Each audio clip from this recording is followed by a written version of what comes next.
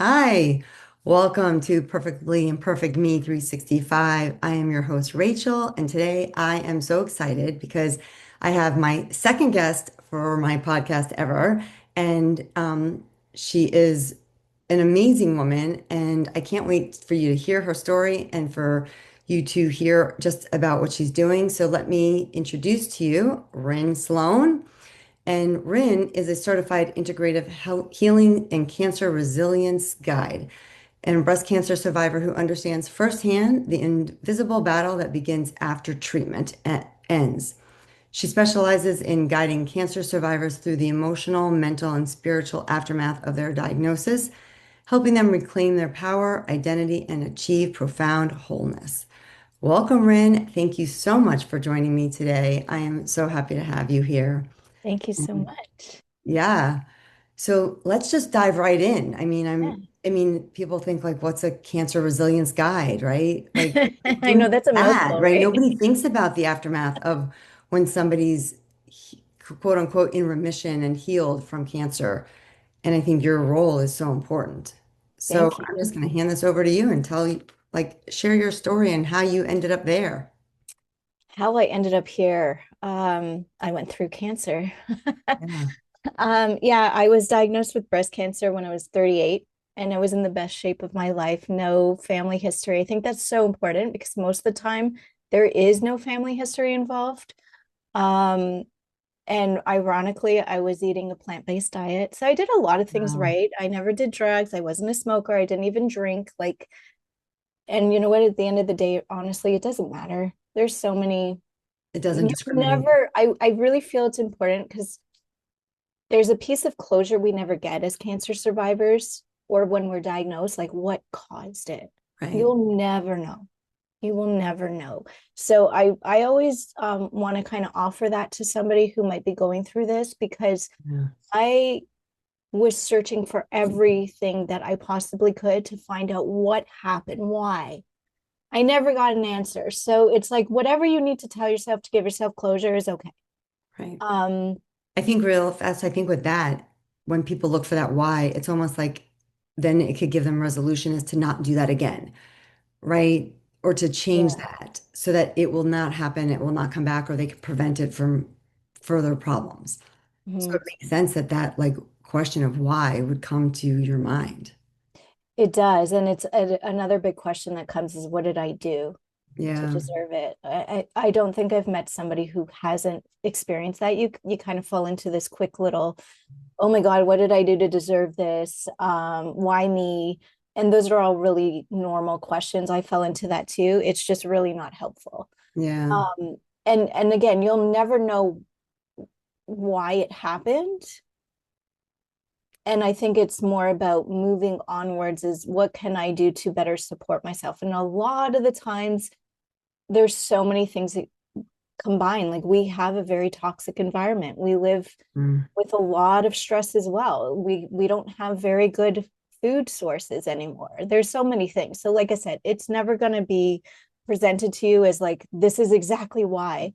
Right. So whatever you can tell yourself, even if like you just got to pick something. I picked bottled water at the Right. time because like I just needed something to move forward. So I just want to kind of offer that to whoever might need to hear it. Mm. So anyways, my story is that I was away visiting family. And for whatever reason that day, I did a self check in the shower, and I never do that. At the time, I had never done that. Found a lump, kind of knew in the pit of my stomach, but didn't want to jump Mm. to conclusions. And so that was probably the longest quote unquote vacation I ever had because it was all in my Wow. head because I couldn't tell anybody because I didn't know yet what was actually happening. So when I got home, within a 6 week period, I saw the doctors, I went through testing, I went through scans, I went through biopsies, and then I had a double mastectomy in 6 weeks. Wow. It was insane. So there was no processing at that time going on. It was just, oh my God, what the hell's going on? And it Oh, kind of described it like a tornado, very, wow. very fast. And you're like in it and you're just trying to hang on. So I had a double mastectomy at 38 years old, and I had a 5 year old at the time. And it was just me, my husband, and my 5-year-old son, and our 2 dogs. Wow. Our whole family lived in another country, so it was literally us. And it was brutal. Wow. It was really brutal. Yeah. I remember being in the hospital after the first surgery, the double mastectomy, and it hadn't gone as planned. We had a specific plan in mind. My body was not on board for that, so we had to do plan B, which was fine. Mm. But what wasn't okay was that on day 3 in the hospital, a nurse showed up at my room with a walker that, you present somebody who's like much older. Right. Like in their 80s. Yeah. Yeah. And A I'm a little walker. bit of a smart ass. So I politely looked at her and smiled and said, "Hi, I think you might have the wrong room." Wow. And she's like, "No, this is for you. This is for you so that you can be discharged and go home." And I was like incredibly confused. So she came over to the bed with the walker and she said, "We just need you to come walk down the hall and back, and then you can be discharged." And I'm thinking, what is going on? Like I had a Wow. mastectomy. Like I didn't have anything going on with walking. Right. And then that's when my reality really hit what I had gone through. Because I couldn't even get myself into a sitting position. I was lying down. I Wow. had no awareness up until this moment what was going on with my body. And so I started to almost like panic because I couldn't Mm. get up. And so, like, all of a sudden, my body is not responding to me. What Right. is happening? So the nurse actually had to put her arm behind my back to get me up. And I had to, like, sort of turn my body so that my legs would hang over the bed and the Wow. walker is there. And That I'm had to like, be, okay, I'm just going to slide down. Like, I'm not really thinking something's wrong entirely. And if that walker hadn't been there, I would have landed on the floor, like fallen face wow. flat. That My had to be legs were not working. scary. It was really scary. Wow. Um, so it was a moment of what the hell's going on? Oh my God, what did they do? Is something Mm. wrong? I don't understand. Like all these questions, instant fear, instant freak out. But I Right. was trying to keep very calm as much as I could and keep my composure. So she told me we just got to walk down the hall. And like a hospital hallway is really not that huge. Right. It was a very pivotal moment for me in my journey specifically because I realized like something's happening between my brain and my legs. Like they're not communicating. And this is the Mm. first time, like I've thankfully been a very fully able person. So I almost could tell you it was like having my own me as a drill sergeant in my head, like my own spirit. It was a Okay. really interesting experience. And it was just like left foot forward, right foot forward, let's go. Like Wow. it was like Like you're basically move, teaching like, yourself how to walk. yeah, but like very drill sergeant-y. Like Right. there was no room for crying right now. There was no room for freak out. It was just like, we're getting the hell out of here. So that was a very striking moment for me because we're not prepared Of course. I mean, you for go for a double what actually mastectomy. happens. Right. Yeah. And there was a lot of this as I started going through my journey and then speaking Wow. with other cancer survivors. I'm like, okay, there's a big problem in our health, like the healthcare. Yeah. There's this huge gap, and we're not being prepared properly. And hence why I'm doing what I'm doing. No. Oh, now it makes so much sense. Right. So Right. Wow. yeah, the short version is that I got through it. It took about 15 to 20 minutes, though. It was grueling. My husband said it was so hard for him to watch because he couldn't help me. He was Oh, not allowed to assist or any, like I had to do it by myself for them to let me go home. And thankfully, I was wheelchaired out because I okay. had nothing left. I was done for the rest of that day. It was just took everything out of me. Wow. Um, but the recovery in that was absolutely grueling and it really I kind of left part of me behind I can't and you don't really imagine. realize that that's going to happen and so ultimately what I try to say now is I really am big on teaching people how to advocate for themselves and how to really understand what they're getting into So a few years ago, I'm now in my almost seventh year of remission. Yay. Yeah. So it's been a journey, but even just a few years ago, I saw somebody make a post saying a mastectomy is an amputation. And that's very um the word I'm trying to find a word, but it like stops you and you're like, "Oh my God." And it took me a few days to process that, even though I was years out already, Right, because nobody explains it to you that way. But once you hear it and your brain can process that, a lot of things make sense and you realize what you've gone through. right, And you realize why looking at yourself in the mirror is a very different experience than before any surgery.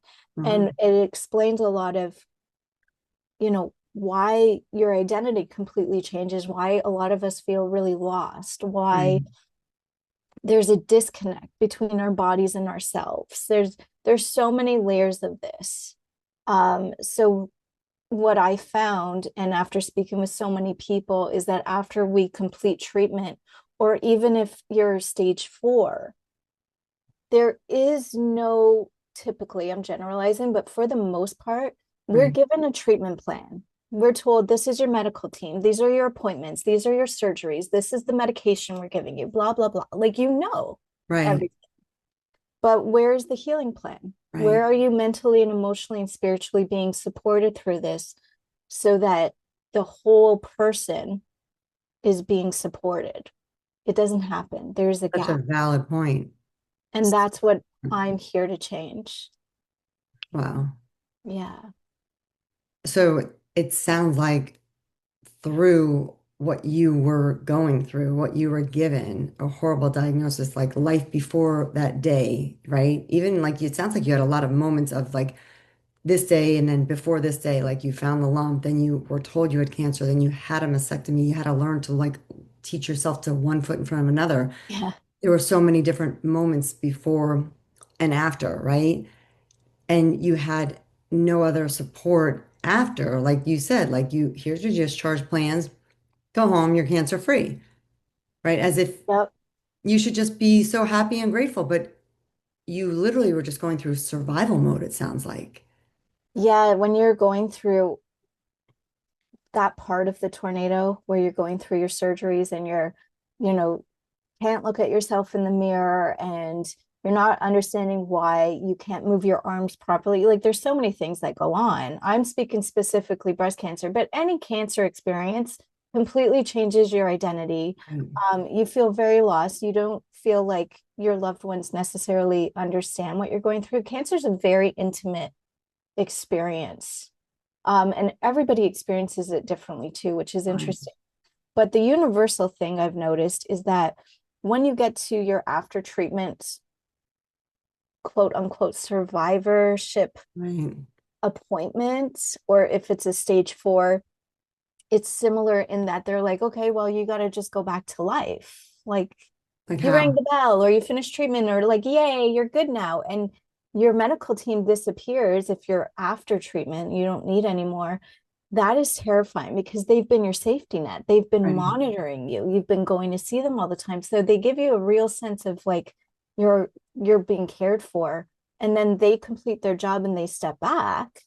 Or if you're stage 4, it's like you got to figure out how to live with cancer. Mm, Nobody's there to help you with that. right. So what that's when I call it's the aftermath. It's like you're kind of left at the edge of the cliff and it's completely pitch black and Wow. you're alone.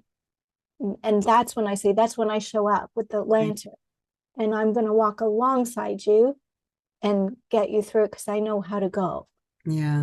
So that's really what I'm doing now. And it is a journey. It is, Right. So yeah. what can somebody expect with with meeting you and if they have to get if they're if they're I know this is going to come out so weird, but like if they're what's the right word? Like if they're I'm missing the word, but if they get out at the end, right? If there's I don't want to use the word blessed because that's not the right word, but like um Graduated kind of if thing. they've graduated, yes, if they've been able to ring that bell, like And now, like you said, like I know I have very close people to my life in my life that I've been there with their treatments while they have their chemo, when they got to ring the bell. But I never thought like, oh, you rang the bell. Like now you still need support. Like I get the chills because like the two people that are in my life that I'm very close to that I just got to do this with, I never even gave it a second thought. Like you're good, like you're fine, like no follow up, like move Mhm. on, like but that's not Yeah. the reality. So like Oh, how does somebody meet you? How does somebody find you? What does it look like for somebody to get to walk that path with you at the end after? I'll get to that, but I want to say something in terms of what you shared, if that's okay. Of course. Um, what you said as a supporter and a friend and a loved one is so normal. And Yeah, that's also the thing is that, a loved one thinks, yay, like you're good now. Like you get to go back to life. Let's go for a coffee, whatever. They're not good. Even right, if they say they're good, a lot of the times it's a matter of we don't want to seem ungrateful or we right, don't want to burden somebody because like we just got through that, so we should be okay. So like what is wrong with us? right, But what really is happening is that when you're going through all the treatment and you're going through everything like that, as again, it's a tornado, right? It's so fast. You're in survival mode. You don't have time to process, and you can't process while you're in survivor mode. Like that doesn't work. You're in one mode or another. yeah, Um, so they need time to figure out what's happened to them. And that's really where the support doesn't happen right, because the medical system is not really designed that way. They're just like, well, we did our job. See you later. Like, figure it out, go right, integrate into life. But the thing is, it's like after a tornado, the debris is everywhere. So yeah, if we kind of mirror that to cancer, that debris is you. That debris is pieces of your life. But the part of it that doesn't seem to kind of make sense to a lot of people is like you can't go pick up all those pieces and put them back together the right, same way. You're not the same. right, So it's a matter of, okay, who am I now? How do I put pieces back together in a new way that are going to allow me to live life in a new way? Because that's what it is. right. So that's what I do. And how people can find me is I've created a support community for all cancer and supporters and caregivers because we feel you guys need a place to land too. Oh wow. Yeah, because you guys also go on a cancer experience. Yeah, It's just not, you're just not the one experiencing it firsthand. And I don't feel there's a lot of support out there for you.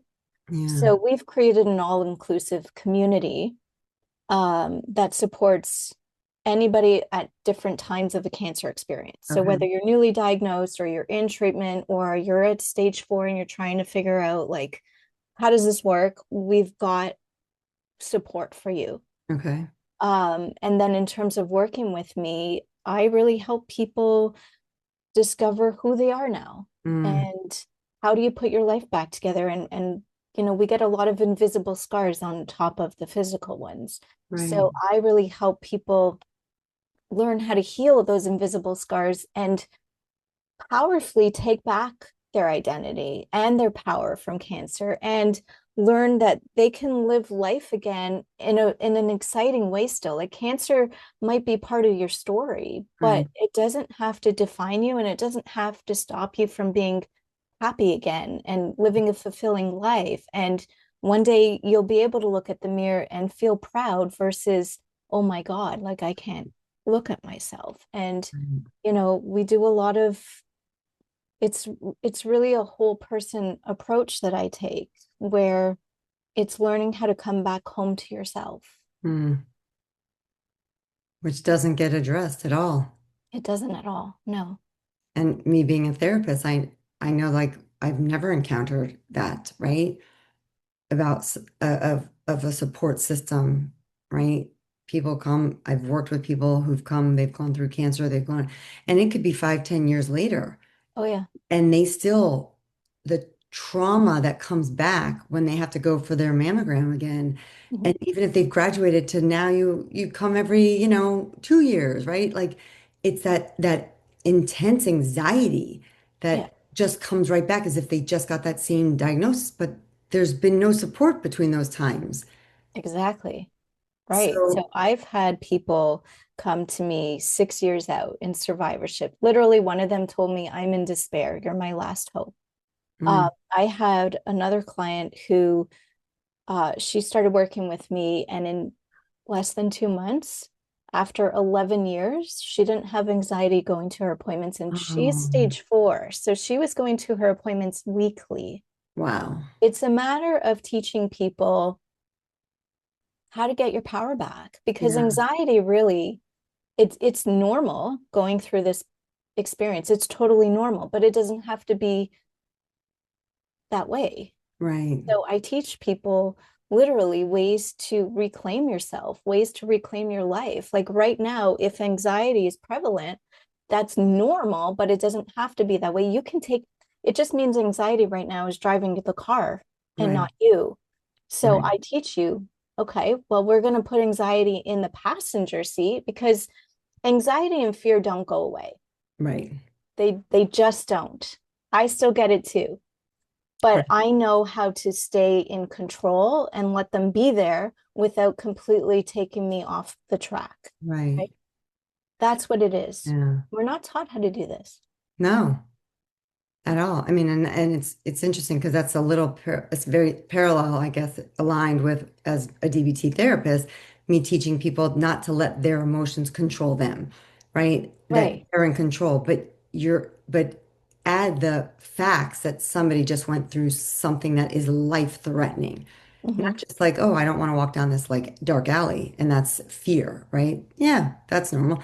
The cancer doesn't go away. That day a person's diagnosed doesn't ever leave their mind. It's never Right. far from 5, 10, you said 11 years. It's as if it was just yesterday, Hmm. right? And so being able to like help like shift that for them and help them see how they can shift that where it doesn't have to be the driving force to keep them getting to their appointments. They can let that anxiety not control them and still take care of themselves and make sure they stay on top of their appointments and things like that. Because I've got to imagine that some people use that anxiety and that fear as a way to keep moving to make sure that they don't miss an appointment or don't miss a mammogram or don't miss, a self check. But it's also can be very paralyzing at the same time, even though it may be motivating in one way, it can be very paralyzing in another, I've got to imagine. Absolutely. And the day of diagnosis, when you think about it, why cancer can be so, what's the word? I don't have the word right now, but when we're diagnosed with cancer, those words, you have cancer, completely change somebody forever. And it's Right. because that's when you face your mortality. Yeah, And you never expect you are like going to be doing it in such a way that it's so polarized. It's like right there in your face. right, You have to face it. There is no looking away. right, And to your point of fear and anxiety being motivators, it makes sense. But is that the way you want to live your life? right. No. So I'm really helping people. I mean, there's so many different layers to this, Yeah, but a lot of it is really learning how to hold your power. You can't change the fact that you had cancer, you have cancer. That's right, outside of you. But everything else is in your control. You just have to learn how to use your control and use your power and make sure you're not giving it away in places where you don't need to be because it really doesn't serve you. right. Yeah. Wow. So if you look back and again, like trying to find the meaning, like why you were, why did this happen? Right? If I look at what I believe and how I live my life with trying to find meanings as why do some really crappy things happen to us? This may have happened because it allowed you to create this space for so many people that didn't have that support after. Yeah, I honestly, I don't look at it as why did it happen to me? Yeah, Because again, I'm very big on being very mindful of how you want to think about something. yeah, So you have all the choice you want. And it's always a matter of is it happening to you as a victim right, or are you going to make something with this? Like, I this is valid. what you got. What are you going to do about it? Yeah, That's where all your power is. right. So, okay, this is what I went through. And I went through some many years prior to breast cancer. I had other health complications and challenges that I think, in a way, kind of prepared me for what was still coming. Mm, Um, it really is just learning, like, okay, well, this is what happened. You can't right, change that. But are you going to let that affect everything else moving forward, or are you going to do something with it? right. But you can't make those choices until you start doing, well, I'm sorry, you can make that choice and then you got to start, looking at stuff and learning, okay, like, it happened. What can I do about it? And that's the work that we do together in community. And Mm, to your point, I didn't have a community. yeah, I thought something was wrong with me initially because I was 38 years old. And when I was going to the clinic and I was given brochures and pamphlets and whatever, all of the images were, people in their 80s. So I didn't want to go to a support group thinking like, I don't fit here, like something is off. right, So I isolated, which is the worst thing to do going through cancer, which is very common though. right. I had one person who was a breast cancer survivor who was kind of introduced through a mutual friend that I've never met in person. She was just Oh, on social media. She was my lifeline. She helped me through everything. And I never wanted anybody else to feel that way. So I very carefully decided what kind of a support group do I want to create for anybody who's at any point, in their journey, that's going to help them feel a little bit less alone and a lot more understood. And so that's what we've been setting out to do. It's me and my co-founder Candace and I. It's called Ashes of Courage. mm, And yeah, we've love we've that name. thank you. I Yeah, really feel, you really go through the fire with it. 100%. You really do. Right. So because you said you had a 5-year-old at the time, I and did. right. So, I mean, I've got to imagine that's part of your support system, right? So, what does that look like for people now, like who may consider like, you know what, I need this. Like, I have kids. How do they fit in, like in terms of like, because not just the caretaker, right, that you have a spouse or a partner, but their kids. And in some Mhm. ways, they also might have to like learn how to care a little bit, right? I So, think with kids, it's kind of an interesting subject. Some people will be like, don't tell them anything and hide it because they shouldn't see that.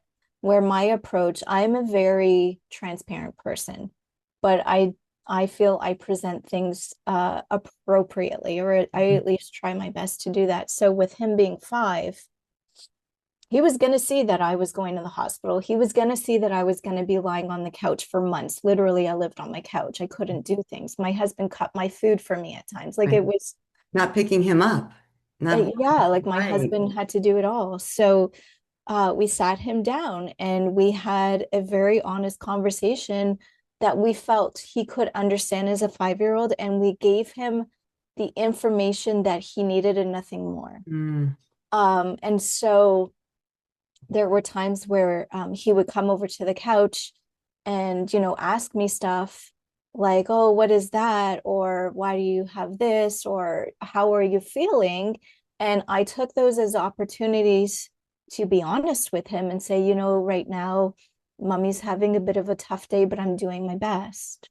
But I'm yeah. going to rest right now. Could we play in a little bit? Would that be okay with you? Mm, And because we included him yeah. to a degree, we didn't hide things from him.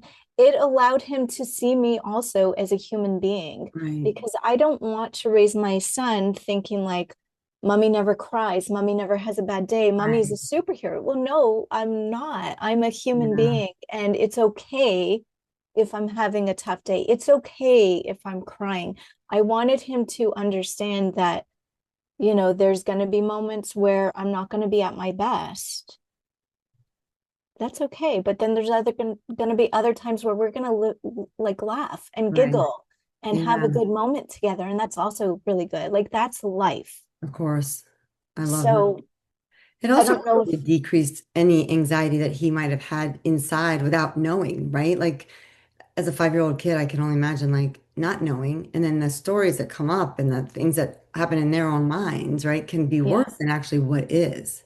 Yeah, so first of all, kids are a lot smarter than we tend to give them credit 100%. for. They Yeah, pick up on a lot of unspoken stuff. right. And then also with my son in particular, our situation, keeping in mind that I had those previous health challenges. When he was born, he was an emergency.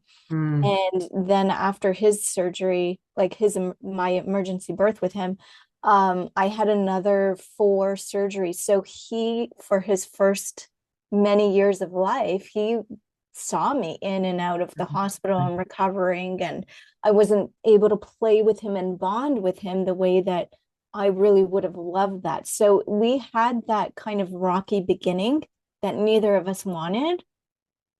So it was a very tender thing. Like he was almost used to me not being able to participate all the time, right.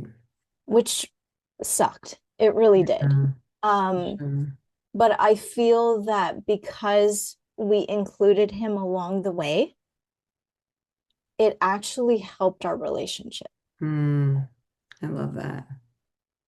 Yeah, Yeah, because kids want to be a part of it. of course.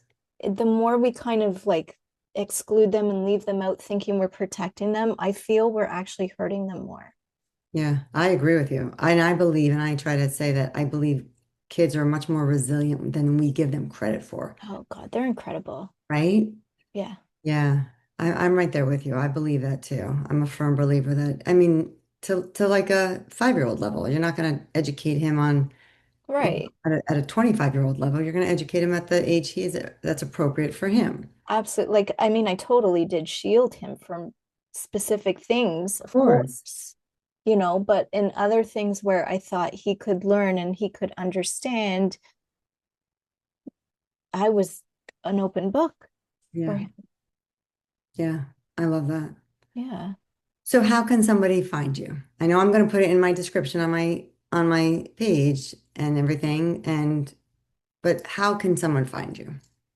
My website might be a good way, which is sloanhealing.com, Sloan with an E at the end. And that's also where you can learn about the support group I mentioned earlier, Ashes of Courage, and then different ways that I can support you beyond.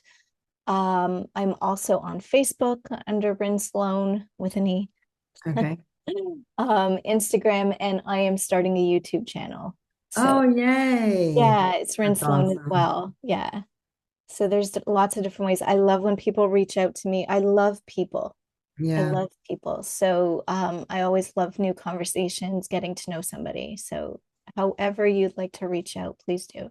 Okay. Well, I'm sure that so many people will benefit from this, and it probably will open the eyes for so many other people that never even knew something like this existed. I know, like for myself as a therapist, when I get calls, I now have a fabulous resource that I Yeah. can send them to, right? Because there's nothing worse than saying, "Oh, I'm sorry, I don't know anything," and and like you ring the bell, you're done, right? So I love this. So, Thank you so Ryn, thank much. you so much for being my second guest. I'm thrilled. I really appreciate you. And I know that this is a very important subject for so many women and men. I mean, I don't think like right? We don't think men get breast cancer or things like that, but support after cancer especially is so important. Absolutely. Men have their own journeys too, whether it's yeah, there's like 2% get breast cancer. But they have all, prostate cancer, lung cancer, like all the other cancers. Right, so I want to make that very clear. You're not just a breast cancer No, survivor supporter. You are any type of cancer that somebody has gone through that they can reach out for. yes. Right, perfect. Thank you. So thanks again, Ren. I really appreciate it. And thanks to all my listeners for listening to me and Perfectly Imperfect Me 365. And until next time, thanks again. Thank you so much. Thank you.